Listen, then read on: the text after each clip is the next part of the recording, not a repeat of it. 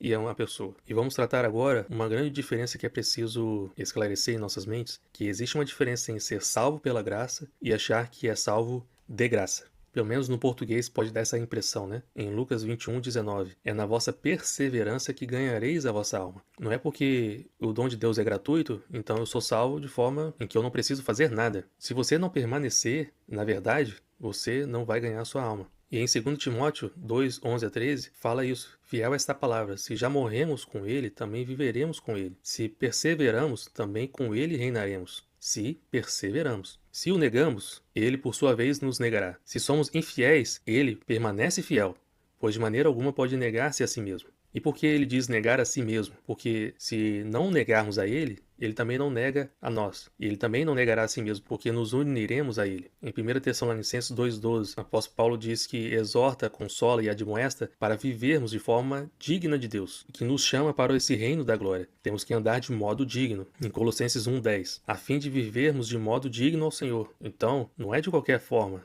não é de qualquer maneira, não é de graça. Em 1 Pedro 4:18-19, é com dificuldade que o justo é salvo. Também os que sofrem segundo a vontade de Deus encomendem a sua alma ao fiel Criador, na prática do bem. Na prática do bem. Não é ficar isento de fazer o bem. Não é deixando de fazer o bem. Porque como Jesus diz, não é todo aquele que diz Senhor, Senhor que entrará no reino, mas é aquele que faz. Ou seja, tem a prática do bem. 2 Pedro 1:10-11. Procurai confirmar a vossa vocação e eleição. Não é você mesmo que vai convencer a si mesmo. Eu sou salvo porque eu sei o nome de Jesus e eu professei ele. Eu fui batizado, então eu serei salvo. Nós devemos procurar confirmar a nossa vocação e eleição. Isso são os apóstolos que estão falando para aquelas pessoas que foram batizadas por eles mesmos. Porque se a gente procede assim, procurando sempre estar confirmando a nossa vocação e eleição, não vamos tropeçar em tempo algum. Pois é desta maneira que nos será amplamente suprida a entrada no reino eterno do nosso Senhor Jesus Cristo. Em Filipenses 2:12-16, desenvolvei a vossa salvação. Não é no instalar de dedos em que, pronto, agora eu sou salvo e acabou. Mas a graça é como se fosse uma porta em que nos é revelado um caminho a ser seguido. E são poucos os que se acertam com essa porta e são poucos os que permanecem no caminho que deve ser seguido. E que Deus preparou de antemão para que andássemos nele, para que vos torneis irrepreensíveis e sinceros, filhos de Deus inculpáveis, perseverando a palavra da vida. Isso quer dizer que eu preciso, de alguma forma, desenvolver a salvação. Ela não é feita assim de uma forma para outra. E a gente vai ver também o exemplo do ladrão na cruz, porque tem a ver com isso também. E observem essa ênfase, porque o evangelho eterno de Deus, ele não vem para nos confortar. Ele não vem para nos confortar, mas para confrontar a todos, desde o mais justo até o mais perverso. O sacrifício de Jesus, ele não foi para aprovar os nossos pecados,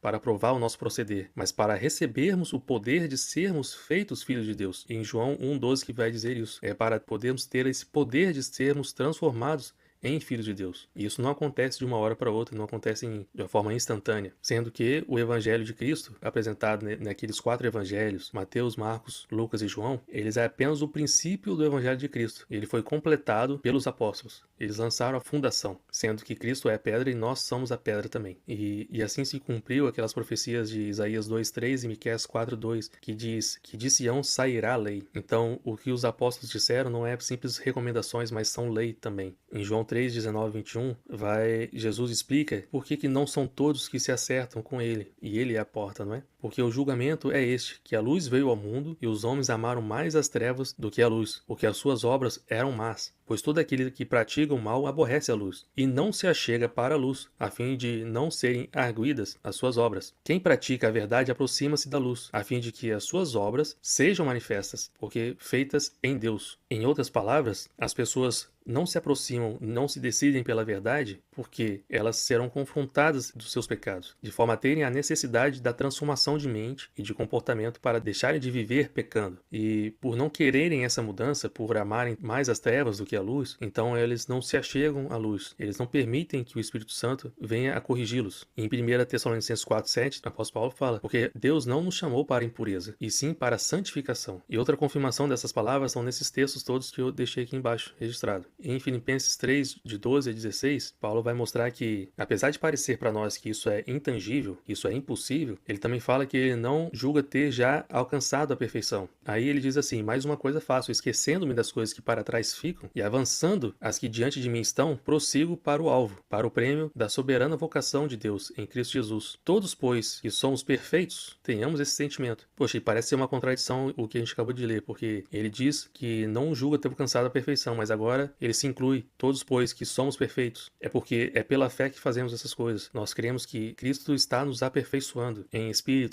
e, de forma alguma, podemos ter essa soberba de acharmos que alcançamos a perfeição, mas é Cristo que nos leva até essa perfeição. E aí ele fala assim: se porventura pensais de outro modo, também isto Deus vos esclarecerá. Todavia andemos de acordo com o que já alcançamos. Ou seja, se você já recebeu determinado conhecimento, se você já conhece perceber, reconhecer onde que você erra, trabalha sobre isso. Anda de acordo com esse aprendizado que você já alcançou. E fazendo isso, aí você fica habilitado a receber mais conhecimento de Deus. Porque se você ficar travado nisso e não se decidir pela verdade, pela mudança de mente, pela mudança de comportamento, pela santificação, você não receberá mais alimento espiritual. E como podemos saber que estamos salvos? Eu já vi pastor falando assim que cada um deveria ter a certeza da salvação. Porém, sem explicar como. Aí as pessoas começaram a convencer a si mesmas, o que torna tudo isso mais fácil e só demonstra a insensatez das pessoas. Em 2 Coríntios 10, versículos 12 e 18, porque não ousamos classificar-nos ou comparar-nos como alguns que louvam a si mesmos, e eles acabam revelando somente a sua própria insensatez. E aí em 2 Coríntios 13, 5, ele nos convoca: examinai-vos a vós mesmos se realmente estáis na fé. Provai-vos a vós mesmos, ou não reconheceis que Jesus Cristo está em vós, se é que já não estáis reprovados. Em 2 Tessalonicenses 2, 16 e 17, ele quer dizer assim: nosso Senhor Jesus Cristo, Ele mesmo, vos confirme em toda boa obra e boa palavra. Percebam que também tem a obra, assim como tem a palavra. A nossa fé não pode ser apenas de palavra, apenas de aparência, mas também tem que ter frutos, também tem que ter obras. A gente não é salvo por obras, mas de forma alguma devemos usar esse versículo para justificar o porquê que nossas mãos estão vazias de boas obras, ou porque não queremos fazer as boas obras. E se não queremos fazer as boas obras e nossas mãos estão vazias de boas obras, o que será que tem nos motivado? Seria a preguiça ou a avareza?